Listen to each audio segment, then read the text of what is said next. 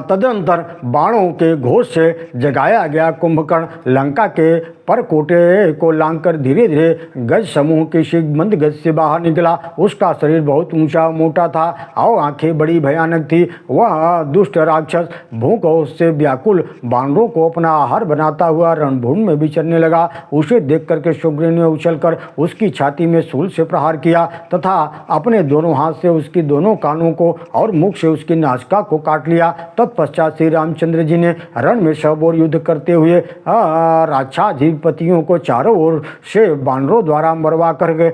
अपने तीखे बाणों कुंभकर्ण को भी गला काट लिया।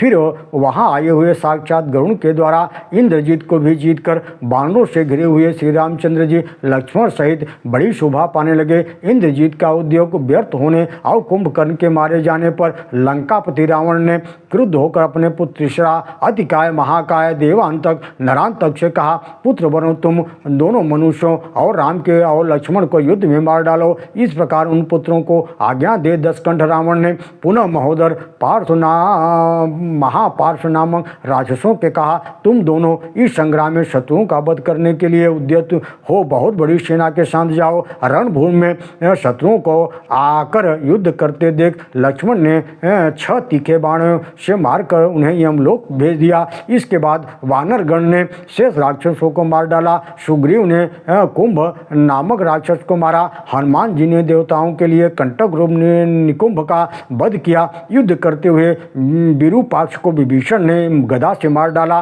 वानर श्रेष्ठ भीम महेंद्र ने पशुपति का संहार किया। अंगद और जामवान ने तथा अन्य वानरों ने दूसरे निशाचरों का संहार किया। युद्ध में लगे हुए श्री रामचंद्र जी भी संग्राम भूमि में बाणों की वर्षा करने वाले महालक्ष्य महाचल नामक राक्षसों को महत के घाट उतार दिया। तत्पश्चात इंद्र जी रथ पर आरूढ़ होकर के बानरों पर बाण वृष्टि करने लगा। रात्रि के समय बानर सेना श्री रामचंद्र जी को मेघनाथ के बाणों से विद्ध हो सर्वथा निस्तेज देख पड़े। पवन कुमार हनुमान जी जामवान के द्वारा प्रेरित हो अपने पराक्रम से औषध ले आए। उन्होंने उस औषध के प्रभाव से भूमि पर पड़े हुए श्री रामचंद्र जी बानर गणों को उठाया और प्रज्वलित हल्का हाथ में लिए हुए बानरों के साथ रात में जाकर हाथी रथ और घोड़ों से युक्त राक्षसों की लंका में आग लगा दी। तदनंतर भगवान राम ने बादल के समान समस्त दिशाओं में बाणों की वर्षा करते हुए मेघनाथ का अपने भाई लक्ष्मण के द्वारा वध करा दिया। इस प्रकार जब पुत्र मित्रादि राक्षस बंधु मारे गए तो होम जप आदि अभिचार कर्मों में बानरों द्वारा विघ्न डाल दिया गया। तब कुपित हो दश शीर्ष रावण वेगशील अश्वों से युक्त विचित्र रथ में बैठकर लंका के द्वार से निकला और कहने लगा, तपस्वी भेष बनाए हुए वह मनुष्य राम कहाँ है जो बानरों के बल पर योद्धा बना हुआ है। राक्षस राज रावण ने यह बात बड़े बेजोरों से कही। यह सुनकर भगवान राम ने दशानन रावण को आते देख उससे कहा, दुरात्मा दुष्ट आत्मा रावण, मैं ही राम हूँ और यहाँ खड़ा हूँ, तू मेरी ओर चला आ। उनके कहने पर लक्ष्मण ने कमल ने रामचंद्र से कहा, महाबल आप यहीं ठहरे, मैं इस राक्षस के साथ युद्ध करूंगा। तदनंतर लक्ष्मण ने आगे बढ़ करके बाणों की वृष्टि से रावण को ढक दिया। फिर 10 ग्रीव रावण ने अपनी 20 भुजाओं के द्वारा छोड़े हुए शस्त्रास्त्रों से लक्ष्मण को संग्राम में आच्छादित कर दिया। इस प्रकार दोनों में महान युद्ध हुआ। विमान पर आरूढ़ देवतागण इस महान संग्राम को देखकर कौतूहलवश आकाश में स्थित हो गए। तत्पश्चात लक्ष्मण ने अपने तीखे बाणों द्वारा रावण के अस्त्र शस्त्र काट करके उनके सारथी को मार डाला और भल नामक बाणों से उसके घोड़ों को भी नष्ट कर दिया।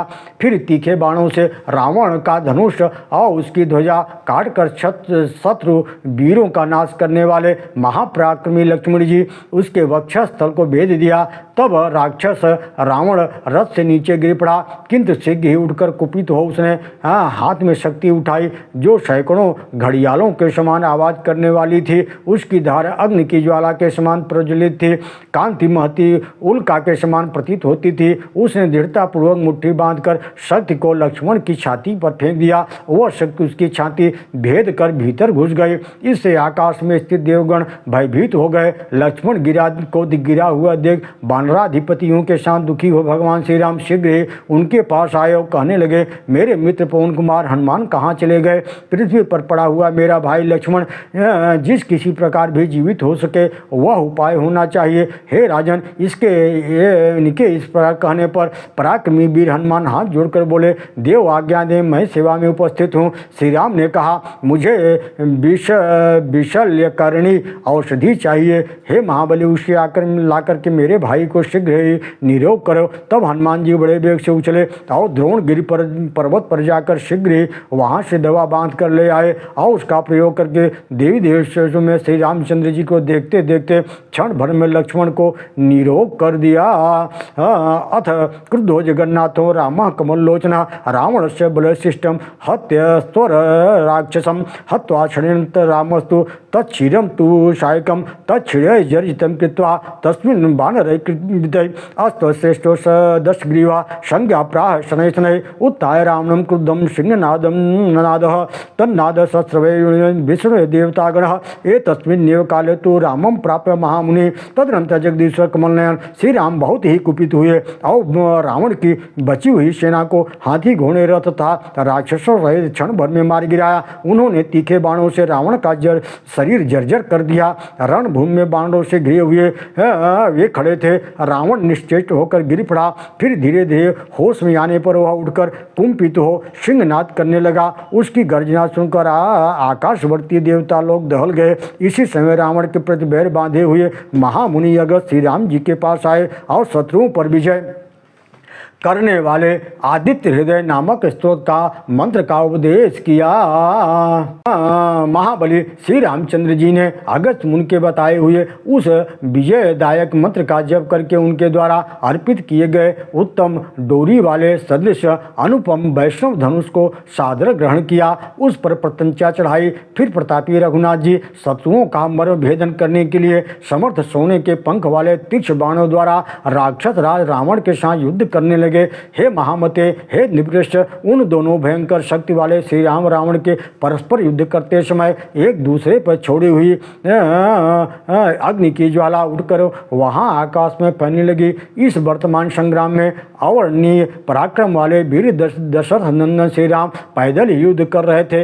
यह देखकर देवराज इंद्र ने अपने सारथी मातली सहित अन्य लोक विख्यात दिव्य रथ भेजा जिसमें 1000 घोड़े जीते थे। प्रतापी श्री रामचंद्र जी देवों के द्वारा प्रशिक्षित होकर के उस रथ पर आरूढ़ हुए और मातली के उपदेश से उस दुष्ट दशानन का, जिसे ब्रह्मा जी ने वरदान दिया था, ब्रह्मास्त्र द्वारा वध किया। इस प्रकार प्रतापी भगवान श्री राम ने अपने क्रूर बैरी रावण का संहार कर डाला।